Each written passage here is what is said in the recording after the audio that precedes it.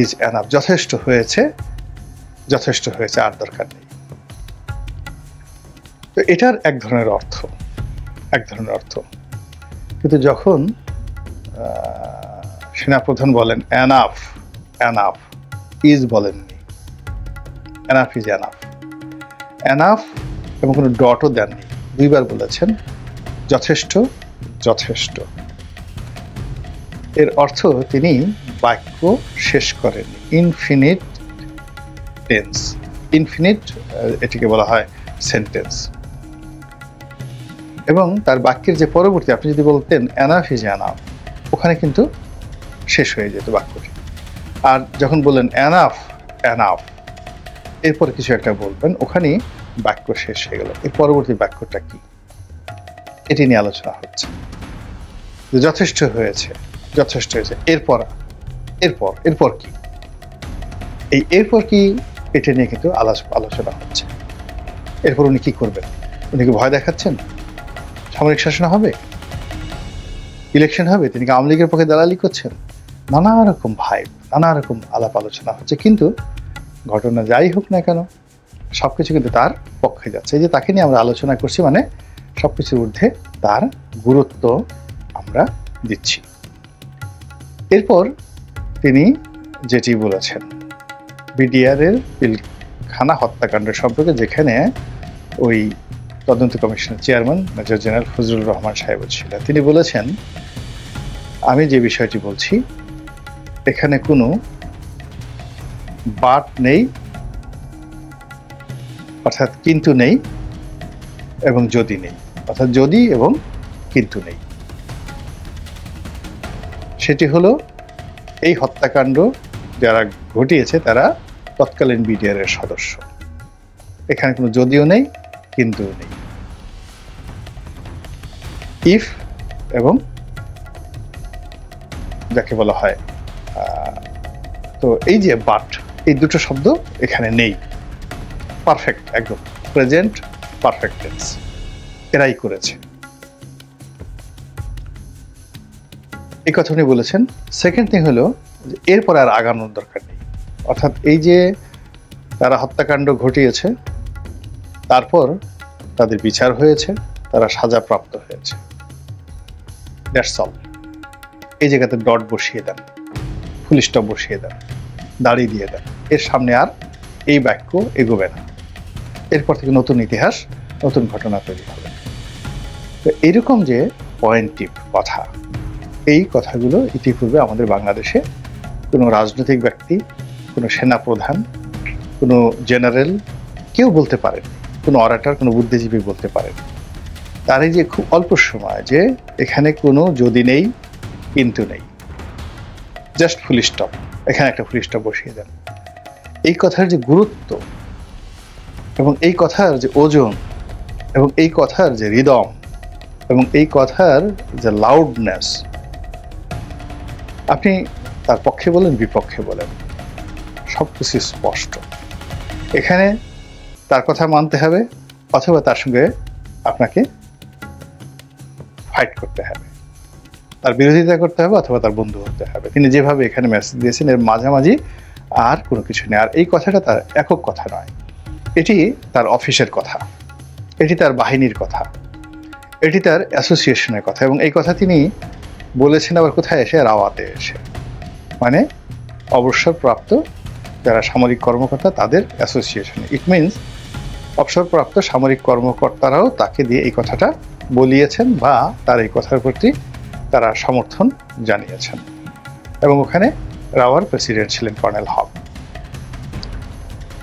কাজেই যে রাজনীতির যে হিসাব নিকাশ বা এই মুহূর্তে যা কিছু চলছে পানি ঘোলা করার জন্য, অনেক নিয়োগ, অনেক বদলি, অনেক কমিশন, অনেক অ্যামেন্ডমেন্ট, এটা ছুঁড়ে ফেলে দেবো, ওটা নেব, এটা করবো, ওটা করবো, সব মিলিয়ে পানি ঘোলা করার জন্য যা কিছু করা হচ্ছে, সেইগুলোর মধ্যে বিডিআরের যে ঘটনা, পিলখানার যে ঘটনা, সেই ঘটনাটাকে প্রিয়াম্বল করে জনাব ওয়াকারুজ্জামান এখানে যদি কিন্তু বন্ধ করতে বললেন এবং এনাফ এনাফ বলে তিনি পরবর্তী বাক্য উজ্জ্ব রাখলেন। আর যতটুকু করেছেন, যে যেখানে যতটুকু করেছেন ওই জায়গাতে স্টপ করতে বললেন।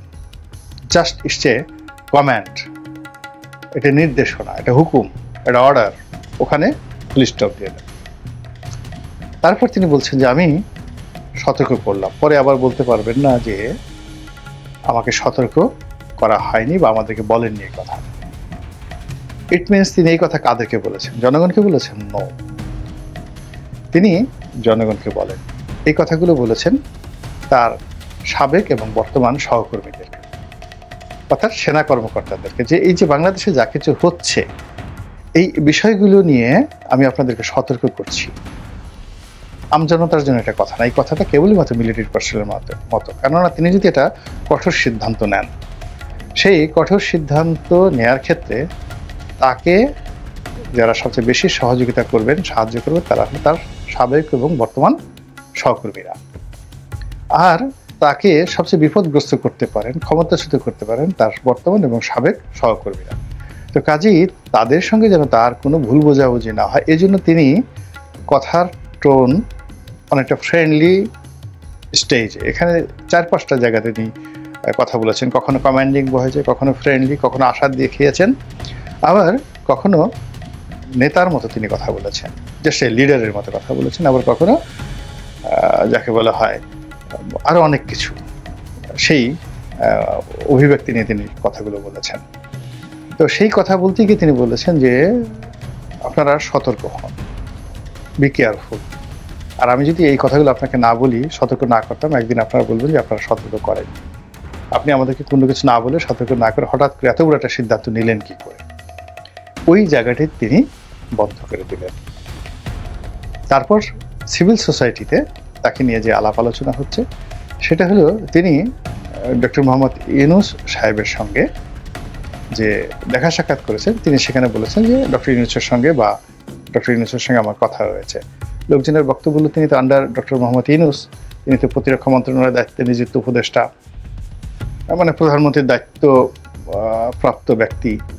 আর ব্যক্তিত্ব দিক থেকে, বয়সের দিক থেকে তিনি সাবেক প্রধানমন্ত্রী শেখ হাসিনার চাইতেও অনেক সিনিয়র এবং আন্তর্জাতিকভাবে ফেমাস।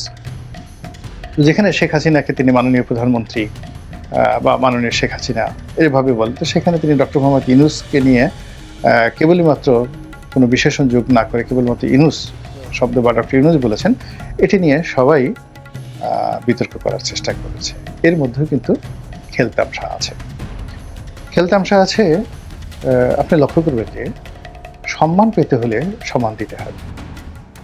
এখন ডক্টর মোহাম্মদ ইউনূসের সঙ্গে ওয়াকারুজ্জামান সাহেবের একটা মনস্তাত্ত্বিক দূরত্ব তৈরি হয়ে গেছে অনেক আগে, এটা আমরা সবাই জানি। যখন তিনি 18 মাসের মধ্যে নির্বাচন হতে পারে এরকম একটি বক্তব্য দিলেন, তখন কিন্তু ডক্টর মোহাম্মদ ইউনূসের অফিস থেকে হই হই রই রই করে সবাই তাকে একেবারে রীতিমতো অপদস্থ করে ফেলল। দ্বিতীয়ত ডক্টর মোহাম্মদ ইউনূসও তিনি যে কথাগুলো বললেন, ঘুরালেন, পেঁচালেন, বক্তব্য দিলেন, তাতে করে রীতিমতো মিস্টার ওয়াকারুজ্জামান একটা বিব্রতকর অবস্থার মধ্যে পড়লেন। ফলে এর পরবর্তীতে দেখা গেল যে তিনি তার সঙ্গে দেখা করেছেন এই ঘটনার পরে, অর্থাৎ এই যে ওয়াকারুজ্জামান সাহেব যে কথাটা বলেছেন, এই কথা নিয়ে ডক্টর মোহাম্মদ ইউনূস বিতর্ক করার পর তিনি যেই কবেরই দেখা করেছেন, তাদের মধ্যে ঠিক সেই আগের সেই সুসম্পর্কটি দেখা যায়নি, অথচ প্রথম যখন তিনি তাকে রিসিভ করেছেন, তারপর তার সঙ্গে তার যত ছবিগুলো, এই তার যে 18 মাসের মধ্যে নির্বাচন হতে পারে বা হওয়া উচিত, এই বক্তব্যের আগে যে ছবিগুলো আপনি সেগুলো দেখেন যে তিনি সর্বোচ্চ চেষ্টা করেছেন তার সঙ্গে একটি সৌহার্দ্যপূর্ণ সম্পর্ক স্থাপন করার জন্য, কিন্তু পরবর্তীতে সেটা আর হয়নি। তার টুপির দিকে তাকালে, তার মাথার দিকে তাকালে, তার বসার দিকে তাকালে কিন্তু এটা বুঝতে পারা যায়। তো যাই হোক, এটা কেন হলো? এর কারণ হলো ডক্টর মোহাম্মদ ইউনূসও কিন্তু যে রাষ্ট্রীয় প্রোটোকল, সেই প্রোটোকলে রাষ্ট্রপতি তার কাছে যে সম্মান পাবে সে সম্মানটা তিনি দেন, এবং যতটা সম্ভব তার অফিস থেকে রাষ্ট্রপতিকে অর্থাৎ বঙ্গভবনকে যতটা অসম্মান করা যায় ততটা করা হয়েছে। নর্মাল প্রোটোকল হলো যখন রাষ্ট্রপতি মানে প্রধান উপদেষ্টা বা প্রধানমন্ত্রী দেশের বাইরে যাবেন, তিনি এসে কি করলেন, কার সাথে বৈঠক করলেন, সবকিছু করলেন, এটা রাষ্ট্রপতির সঙ্গে দেখা করে তিনি সবকিছু বর্ণনা করবেন। গত কয়েক মাসে ডক্টর মোহাম্মদ ইউনূস তিনি রাষ্ট্রপতির সঙ্গে দেখা করেছেন বিদেশ থেকে এসে, তারপরে সবকিছু বর্ণনা করেছেন, এর কোনো সিঙ্গেল উদাহরণ আছে?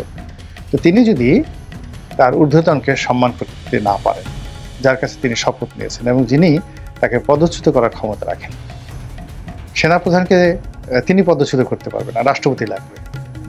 ডক্টর মোহাম্মদ ইউনূস পারবে না, কিন্তু ডক্টর মোহাম্মদ ইউনূসকে রাষ্ট্রপতি পদচ্যুত করতে পারে। এবং এখানে সেনাপ্রধান এবং রাষ্ট্রপতি যদি এক হয়ে যায়, এটা ওয়ান-টুর বিষয়। তো সেই রাষ্ট্রপতিকে যদি তিনি স্বাভাবিক ভদ্রতাটুকু বা তিনি যেটা প্রাপ্য রাষ্ট্রীয় প্রোটোকলে, যতক্ষণ তিনি ওই চেয়ারে আছেন, আপনি যতই নিন্দা করেন না কেন, শেখ হাসিনা তো তাকে দুই চোখে দেখতে পারতেন না। মানে শেখ হাসিনার সঙ্গে তার রীতিমতো জনাব শাহাবুদ্দিন চুপ্পুর দাকুমের সম্পর্ক হয়ে গেছিল, তিনি দুই চোখে দেখতে পারতেন না। তারপর তো শেখ হাসিনা বিদেশ থেকে এসে তার সঙ্গে দেখা করতেন এবং প্রধানমন্ত্রী শেখ হাসিনা যিনি তাকে নিয়োগ দিয়েছেন, তো শেখ হাসিনা নিয়োগ দিয়েছেন রাষ্ট্রপতিকে, তিনি গিয়ে তার সঙ্গে প্রোটোকল মেনটেন করেছেন এবং শেষের দিনও তিনি তার সাথে দেখা করে যাওয়ার চেষ্টা করেছিলেন, কিন্তু কোনো সুযোগ ছিল না।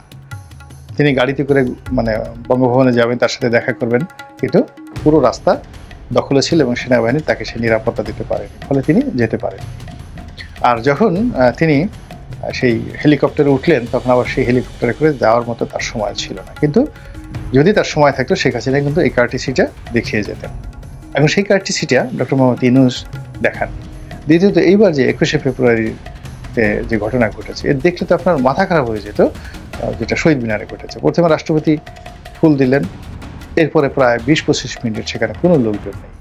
এরপরে যারা উপস্থিত তারা তো অনেকে ভয় পেয়ে গেলেন যে দেশে কু হয়ে গেল কিনা, রাষ্ট্রপতির পরে তো প্রধান উপদেষ্টা দেবেন। মূল ব্যাপার হলো রাষ্ট্রপতি ফুল দিয়েছেন, তারপর তিনি ওই এলাকা ত্যাগ করেছেন, এরপর ডক্টর মোহাম্মদ ইউনূস সেখানে ঢুকেছেন। আচ্ছা, চুপ্পু সাহেবের সাথে তার তো কোনো শত্রুতা নেই, চুপ্পু সাহেবের সাথে তার কোনো ব্যক্তিগত লেনাদেনা নেই, চুপ্পু সাহেব তার কোনো ক্ষতি করেননি, তার বিরুদ্ধে তিনি যা বলেছেন তাই তো করেছেন, কিন্তু তাকে তিনি কেন এই অপমান করলেন?